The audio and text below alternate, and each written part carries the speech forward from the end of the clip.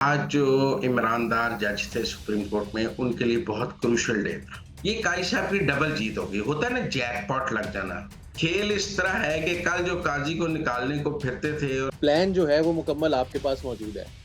आपका सुपरस्टार लियाकत बाग नहीं पहुंच सका, तो आप उस सुपरस्टार को क्या कहेंगे? फिर तबाही मच जाए, लाशें गिर जाए, खूनो खून हो जाए। गंडापुर भी प्लान कर रहा है कि उसने मुराद सईद की तरह पाकिस्तान से दौड़ जाना है। नाज़रीन आदाब, अली वारसी इस वक़्त आपको एक अनएक्सपेक्टेड जगह पर नज़र आ रहा है। उसकी वजह ये है कि इकरा रियाज़ आज हमारे साथ नहीं है। अंदर की बात मुज़म्मिल सोहरवर्दी के साथ ही ये प्रोग्राम है, लेकिन इसमें इकरा जो है वो आज हमारे पास नहीं है, तो वो कल इंशाअल्लाह ताला बैक टू हर पोज़ीशन होंगी। लेकिन मुज़म्मिल सोहरवर्दी साहब के पास अंदर की बातें जो हैं वो मौजूद हैं। तो मुज़म्मिल साहब सबसे पहले तो बहुत शुक्रिया आने का और कैसे हैं आप? मैं बिल्कुल ठीक, आप सुनाएं Ali. Welcome to the show. आज मैं आपको वेलकम कहता हूँ। वेलकम बहुत टू माय शुक्रिया। शो। सर आपका शो तो ज़ाहिर है इस वक़्त नया दौर का नंबर 1 शो है। मुझे ये बताइएगा कि काज़ी फ़ाइज़ ईसा के शो में जो है वो भंग डालने की कोशिश मुसलसल जारी है। तो मुनीब अख्तर साहब ने आज एक लेटर लिखा 63 ए का जो फ़ैसला उन्होंने करीब ढाई साल पहले दिया था, उसके हवाले से एक नज़र-ए-सानी की अपील थी जो कि अभी तक मंज़ूर नहीं हो रही थी सुनवाई के लिए और आज उसकी बहरहाल हियरिंग जो है वो हो रही थी 30 सितंबर को। 5 रुकनी बेंच था। इसके अंदर जो 3 जस्टिसेस अवेलेबल थे उस वक़्त के फ़ैसले के, मज़हर आलम मियां खेल जो कि एड हॉक जज हैं, इसके अलावा जमाल खान मंदोखेल और मुनीब अख्तर, इन तीनों को बेंच पे रखा गया था और 5 रुकनी बनाने के लिए इसको फिर खुद काज़ी फ़ायज़ी साहब और एक और जज भी साथ शामिल थे। लेकिन आज मुनीब अख्तर साहब जो हैं, उन्होंने एक लेटर लिखा, जिसमें उन्होंने ये कहा कि मैं इस बेंच में उसकी कॉन्स्टिट्यूशन पर उन्होंने एतराज़ात उठाए, मज़हर आलम मियां खेल को शामिल करने पर एतराज़ उठाया, काज़ी फ़ायज़ी और खुद कहा कि ये जो बेंच है, ये क्योंकि प्रैक्टिस एंड प्रोसीजर कमिटी से नहीं आया था, तो इस वजह से और मैं उस प्रैक्टिस एंड प्रोसीजर कमेटी जो नहीं है उसको नहीं मानता तो इसलिए मैं इसके अंदर नहीं बैठ रहा। लेकिन एट द सेम टाइम उन्होंने रिक्यूज़ करने से इनकार किया। तो काज़ी फ़ाज़िसा ने भी इसके हवाले से जवाब दिया। आप बताइएगा कि इस पर ये क्या सियासत बताएँ, कानून को एक तरफ रखिए।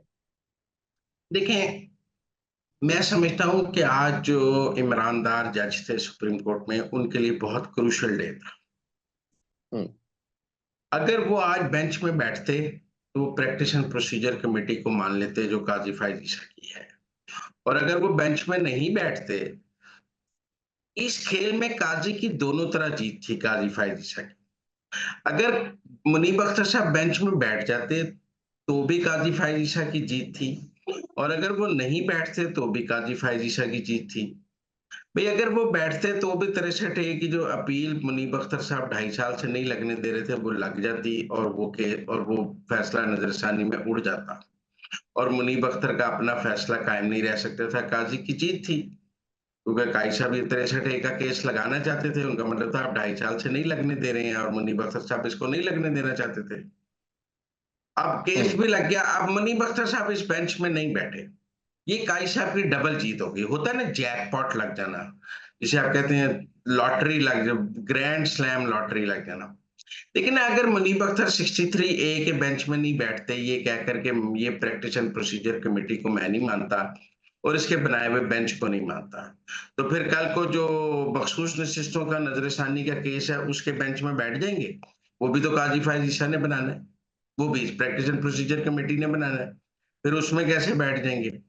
लिहाजा फिर उससे भी आउट है। अच्छा, फिर तमाम बेंचों से आउट हैं।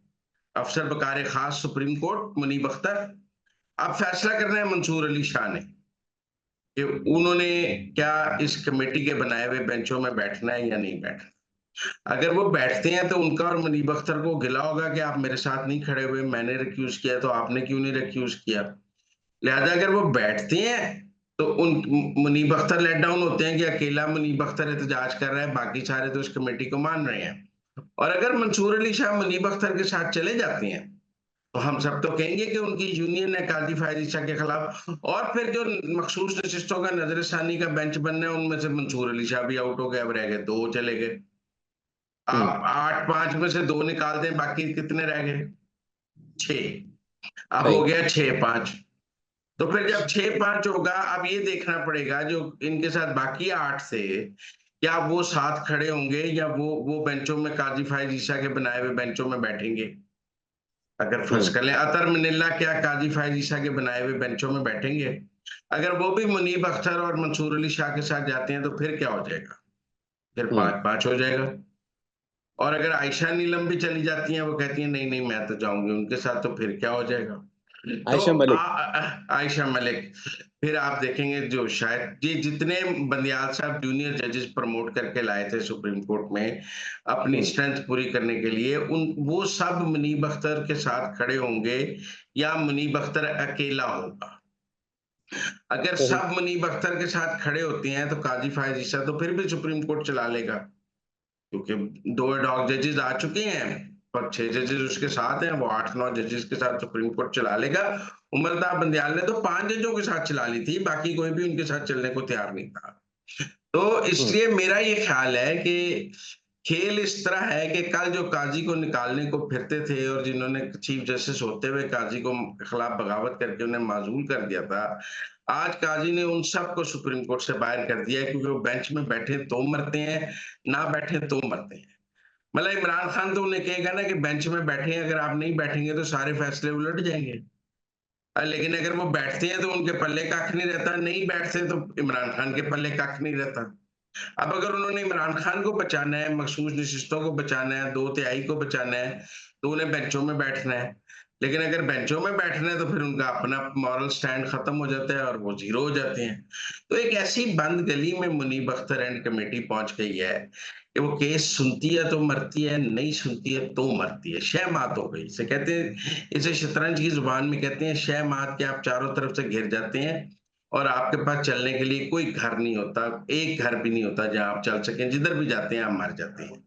देखिए ना मुनीब, अब आज वो इस 63A वाले में नहीं बैठ रहे, तो क्या मखसूस नशिस्तों की नजरसानी में बैठ जाएंगे जिसका बेंच काजी फायज ईसा बनाएगा, या और सर किसी वो बेंच में बैठ जाएंगे? सर वो तो देखिए ना, मेरा तो मैं अपना जूनियर तज्जियाकार का तज्जिया ये है कि जो ये जजेस हैं वो तो वेट कर रहे होंगे ना कि काजी फायज ईसा साहब जो हैं वो इस महीने के आखिर में, जो कल शुरू हो रहा है, रिटायर हो जाएंगे, तो फिर हम अपनी मर्जी के बेंच वगैरह में जिधर भी बैठना होगा बैठ जाया करेंगे। और अभी फिलहाल जो है वो सिर्फ उनका मतमय नजर इतना ही है कि जो किसी भी तरीके से रोका जाए जो कॉन्स्टिट्यूशनल अमेंडमेंट है, तो वो 63A का भी अगर उनको लगता है कि ये थोड़ी सी प्रॉब्लम कर सकती है, तो फिर 63A को किसी तरीके से रोका जाए। और अगर मखसूस नशिस्तों का केस है, वो तो वैसे भी 13-14 जजेस होंगे उसके अंदर, तो वो 25 दिन के अंदर फैसला आ ही नहीं सकता। इस पर आप क्या कहेंगे? देखें, 63A का तो कल नया बेंच बन जाएगा। जी। मुनीब बुकेंगे, हमने मुनीब अख्तर साहब को मनाने की कोशिश की, वो नहीं माने। नया बेंच बन के परसों हेयरिंग हो जाएगी, वो मुअत्तल हो जाएगा फैसला। इसमें ऐसी जी। कौन सी बात है? अब जब ये तय हो जाएगा कि मुनीब अख्तर साहब ने किसी बेंच में नहीं बैठना, तो नया फुल कोर्ट बनाएंगे नजर सानी के लिए, इलेक्शन कमीशन के लिए, जिसमें सरदार तारिक, मजहर आलम और सारे लोग बैठ जाएंगे, मुशर्रत लाली भी आ जाएंगी, और मुनीब अख्तर, मंसूर अली शाह, अतर मनिल्ला उस फुल कोर्ट में बैठ जाएंगे। इसमें तो बैठने को तैयार नहीं, उसमें बैठ जाएंगे जिसमें काजी फायज ईसा सारे जजेस को ले आएगा, डॉग जजेस को भी ले आएगा, मुशर्रत लाली को भी ले आएगा, कहेगा मैं फिर फुल कोर्ट बना रहा हूँ कि ये पॉइंट तय करने के लिए कि कानून चलेगा या अदालती फैसला चलेगा। तो वहां सब कह देंगे पार्लियामेंट का कानून चलेगा, तो फिर मखसूस नशिस्तों का फैसला भी मुझे को 8-10 अक्टूबर तक आता नजर आता है, या 7 अच्छा। अक्टूबर तक आता नजर आता है, क्योंकि वो पहली हेयरिंग में पिछला फैसला मुअत्तल कर देंगे और लोग बहाल कर देंगे। अगर मंसूर अली शाह का 3 रुकनी बेंच पिशावर हाईकोर्ट के 5 रुकनी बेंच का फैसला मुअत्तल करके लोग डी नोटिफाई कर सकता है, तो फिर ये बेंच पहली पेशी में फैसला मुअत्तल करके बाकियों को नोटिफाई क्यों नहीं कर सकता? आप मेरी बात समझे ना? तो फिर 2/3 ते वटते पई है एट टेबल ते 6-7 सही। अक्टूबर तक, 8 अक्टूबर तक, क्योंकि वो लोग नोटिफाई हो जाएंगे और स्पीकर उनसे हलफ ले लेगा, तो 2/3 बन जाएगी। फिर क्या मसला सही, है? यानी आपका कहना ये है कि प्लान जो है वो मुकम्मल आपके पास मौजूद है, अब इसके मेरे ऊपर पास अमल नहीं दरामद। मौजूद है, दीवार पे लिखा हुआ है, आप पढ़ लें। अगर वो नहीं बैठती है तो वो अपनी अददी अक्सरियत खो बैठे हैं सही हो गया। कि नहीं खो तो बैठे सर हैं? अच्छा, फिर बिल्कुल दूसरी ठीक है। साइड के जजेस की अक्सरियत हो गई, बात खत्म हो गई। अच्छा सर, दूसरा सवाल ये है कि इमरान खान साहब ने आज ये कहा है कि 5 तारीख को, 4 तारीख को यानी जुम्मे वाले दिन पहुंचे आप सब लोग डी चौक, और डी चौक पर हमने सुना था कि पाबंदी वगैरह लग गई है, अब तो वहां पर नहीं हो सकता। एहतजाज, उसका क्या होगा? क्योंकि साथ-साथ उन्होंने बी न्यूज़ के ऊपर ये बात पब्लिश हुई है खबर के उन्होंने सरज़निश की पार्टी के लोगों की। उन्होंने आज़म सवाती को कहा कि आप इनकी मेरे पास जो है वो आ गए हैं। उन्होंने कहा कि किसने एहतजाज को कॉल ऑफ करने का जो है वो हुक्म दिया, रावलपिंडी का था, तो उनको कहा गया कि गौहर साहब ने दिया था। तो उन्होंने कहा कि गौहर जो है वो एक बुज़दिल आदमी है और उसको जो है वो फ़ारिग करें। उसके अलावा उन्होंने कहा कि अली अमीन गंडापुर जो हैं, वो अगर उस दिन रावलपिंडी पहुँच जाता तो वो एक लीडर बनता, लेकिन उसने मौका ज़ाया कर दिया। और उन्होंने आज़म सवाती को कहा कि आप जो हैं वो इन लोगों की मेरे पास सफाइयाँ देने के लिए आए हुए हैं। तो और फिर उन्होंने कहा कि 4 अक्टूबर को हर हाल में जो है वो सब लोग इस्लामाबाद पहुँचे। अब शेख वकास अकरम ने बाकी सारी बातों की तो तरदीद कर दी है कि ऐसी बातें नहीं की उन्होंने। ना उन्होंने गौहर को कुछ कहा, ना गंडापुर को कुछ कहा, ना उन्होंने स्वाति को कुछ कहा। हाँ, 4 तारीख का उन्होंने कन्फर्म किया है कि वो इस्लामाबाद जा रहे हैं। इसका ज़रा बताइएगा कि ये क्या हो रहा है एग्ज़ैक्टली? अली वारसी, आप इमरान खान हो तो क्या आप नहीं कहेंगे कि इन सब ने क्या चवल मारी है, पिंडी आए बगैर गंडापुर क्यों वापस चला गया? मतलब कॉमन सेंस की बात है, पिंडी का एहतजाज है, लियाकत बाग पहुंचने की कॉल थी, आपका सुपरस्टार लियाकत बाग नहीं पहुंच सका, तो आप उस सुपरस्टार को क्या कहेंगे? आप उसको कहेंगे तू बड़ा नालायक है, बातें तो तू इतनी बड़ी बड़ी करता है, पहुंच तू नहीं सका लियाकत बाग, तू ना ना केपी से बंदे ला सका है, ना कुछ कर सका है। देखिए, इमरान खान की फ्रस्ट्रेशन समझे, अगर मुझे और आपको ये समझ है कि जो फैसले मंसूर अली शाह और मुनीब अख्तर ने इमरान खान की हिमायत में करके तरमीम को रोका था, वो सब अंडू होने जा रहा है सुप्रीम कोर्ट से, तो ये बात इमरान खान को नहीं पता कि मेरे पास 6-7 अक्टूबर से आगे टाइम नहीं है, ये हुँ। तरमीमें हो जानी है और मैं नहीं रोक सकता। मैंने रोकना है तो 4-5 अक्टूबर तक ही रोकना है, और इस मुल्क में कोई इनकलाब अगर मैं ला सकता हूं तो मेरे पास 6-7 अक्टूबर से आगे डेट टाइम नहीं है, मुझे पहले लाना है। तो उनकी फ्रस्ट्रेशन आप समझें, उनको टाइमलाइंस की, मतलब अगर ये बात सिर्फ मुजम्मिल सोहरावर्दी को नहीं पता कि ऐसा होने चाहता है, ये बात इमरान खान को भी पता है, ये बात पाकिस्तान के पॉलिटिकल जो पॉलिटिक्स पर नजर करता है सबको पता है। लिहाजा इमरान खान तो चाहेगा ना कि मुल्क में हालात खराब हो जाए, लाशें गिर जाए, अनारकी फैल जाए, तबाही फैल जाए, खूनो खून हो जाए, ताकि सब कुछ रुक जाए, तरमीम रुक जाए, काजी फायज ईसा घर चला जाए, मंसूर अली शाह चीफ जस्टिस बन जाए, फेडरल कॉन्स्टिट्यूशनल कोर्ट ना बने। ये सब कुछ कैसे है? ये सब कुछ लाशों के बगैर नहीं हो सकता। वो लाशें चाहिए इमरान खान को। देखिए ना, इमरान खान क्यों कह रहे हैं कि गंडापुर लियाकत बाग आता? उसको पता है शेलिंग हो रही थी, रोक रहे थे। उसका मतलब विचो 20-25 बंदे मर जान, लाशा मिलन, मैं उन्होंने टोरा लाशन, बगैर लाशों के कौन सा मेरा इनकलाब आना है? अब भी वो जो डी चौक पहुंचने का कह रहे हैं, उनको पता है डी चौक नहीं आने देंगे। उसका मतलब है लड़ाई हो, उधर से गंडापुर के लोग गोलियां चलाएं, इधर से पुलिस गोलियां चलाए, आपस में फायरिंग हो, फिर तबाही मच जाए, लाशें गिर जाए, खूनो खून हो जाए, ताकि फिर मेरे को बाहर निकलने का रास्ता बने, को मेरी आके मिन्नत करे, ये हालात कंट्रोल करें जी, बड़ी लाशें गिर गई हैं खान साहब, ये आप ही इस खून खराबे को रोक सकते हैं, और तो कोई नहीं। वो ये चाहती हैं, ये प्लान है। क्या गंडापुर ये डिलीवर कर सकता है? क्या बैरिस्टर गौहर ये डिलीवर कर सकता है? अगर तो कर सकते हैं तो खान ये चाहता है कि ये लड़ाई इतनी बढ़ा दो, केपी से बंदे लाके, असले लाके, आंसू गैस के मुकाबले पे 7mm चला दो, क्लाशनकोव की फायरिंग शुरू करा दो, मार्टर गन्ने ले आओ, उधर से मिसाइल मार दो, छड्डो ही ना जी, पंजाब पुलिस ਦੇ 100 ਬੰਦੇ ਮਾਰ ਦਿਓ, ਇਧਰੋਂ 50 ਤੁਹਾਡੇ ਮਰ ਜਾਣ, ਖੂਨ ਹੀ ਖੂਨ ਹੋ ਜਾਏ ਮੋਟਰਵੇ ਤੇ, ਤਾਂ ਕਿ ਲੋਕੀ ਮੇਰੇ ਪੈਰੀ ਪੈ ਜਾਣ। ਖਾਨ ਸਾਹਿਬ, ਇਹ ਖੂਨ ਖਰਾਬਾ ਸਿਰਫ ਤੁਸੀਂ ਰੋਕ ਸਕਦੇ ਹੋ, ਹੋਰ ਤੇ ਕੋਈ ਰੋਕ ਨਹੀਂ ਸਕਦਾ। हुँ। ਮੈਨੂੰ जेल चो ਕੱਢਣ, मैं उतर के कहूं अमन अमन अमन, और फिर मैं हीरो बन जाऊं। ये है सादा सी बात जो वो चाहते हैं। पर क्या ये मुमकिन है? ये दीवाने का ख्वाब हो सकता है। ये रियासत से लड़ने के लिए, मेरा मतलब है, आप बताएं, जब ये बात हमें पता है, आपको पता है, तो पाकिस्तान चलाने वालों को नहीं पता कि ये होने हुँ। जा रहा है। और क्या गंडापुर ये काम कर देगा? क्या गंडापुर इमरान खान के लिए किराए का कातिल है, लाशें गिरा देगा? मुझे नहीं कह तो समझ रहे हैं वो। आते। सर वो क्या, आज गंडापुर साहब ने सहाफ़ियों से बात करते हुए ये कहा है कि रावलपिंडी में मैंने जो है वो इनको छोड़ दिया पंजाब पुलिस के, क्योंकि मैंने इनकी माँओं का, इनकी बीवी-बच्चों का ख़्याल किया है। आइंदा ये हमारे काबू आ गए तो मैं इनको साथ लेके विश केपी चला जाऊँगा और फिर मैं इनको बताऊँगा। और मुर्तज़ा सोलंकी साहब ने ट्वीट किया तो उन्होंने ये लिखा कि वो टॉर्चर की धमकी दे रहे हैं गालिबन, कि पुलिस वालों को जो है वो टॉर्चर एक करेंगे मिनट, पंजाब पुलिस के। मतलब केपी तो पाकिस्तान, वो कहाँ ले जाएगा? केपी में फौज नहीं है, केपी में रेंजर्स मौजूद नहीं है, कहाँ ले जाएगा? बच्चों वाली बात है, अगवा करके ले सर जाएगा। खाना जंगी की कोशिश है ना, वो ख्वाहिश सर है का खाना, मतलब।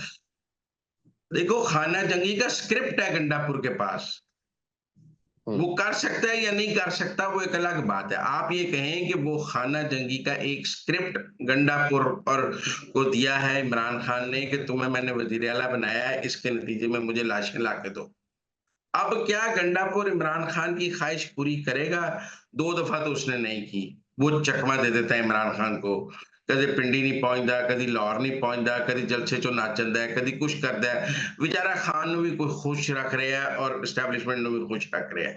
देखो मैं लाहौर नहीं पहुंचा, मैं जलसे की तकरीर नहीं की थी, देखो मैं पिंडी नहीं पहुंचा, मैं बुरहान इंटरचेंज तो वापस चला गया। वो 2 किश्तियों का सवार है।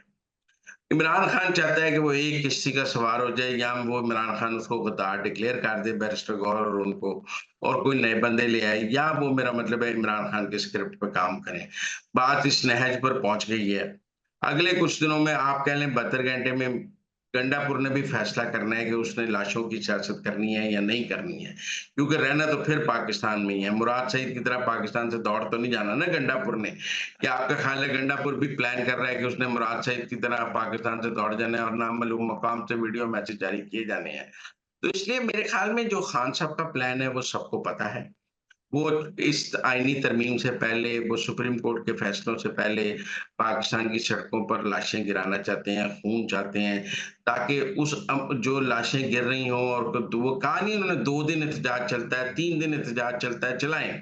उनका मतलब है जब तक मुझे जेल से ना निकाला जाए तब तक आपने सड़कों पर खून गिराते रहना है, बल्कि लाशें गिराते रहना है। इनके ज़हन में बांग्लादेश आ गया है कि वो देखें 700 बंदे ने जान दे दी थी हसीना वाजिद के खिलाफ, लोग हमारे लिए 700 बंदे क्यों नहीं मर सकते?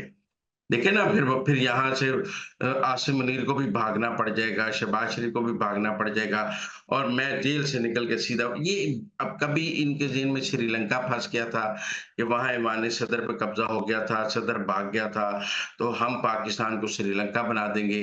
अब इनके ज़हन में ढाका फँस गया है कि हम यूँ 4 लाख बंदा निकाल देंगे, लाशें गिर जाएँगी, खूनो-खून हो जाएगा, आर्मी चीफ भाग जाएगा, वज़ीर-ए-आज़म भाग जाएँगे, मैं जेल से निकल के कहूँगा मैंने पाकिस्तान बचाया है। तो ये है स्क्रिप्ट अगले 8-10 दिन का, जो लोगों को समझना चाहिए कि ये खून-खराबे की तरफ लेके जाना चाहते हैं।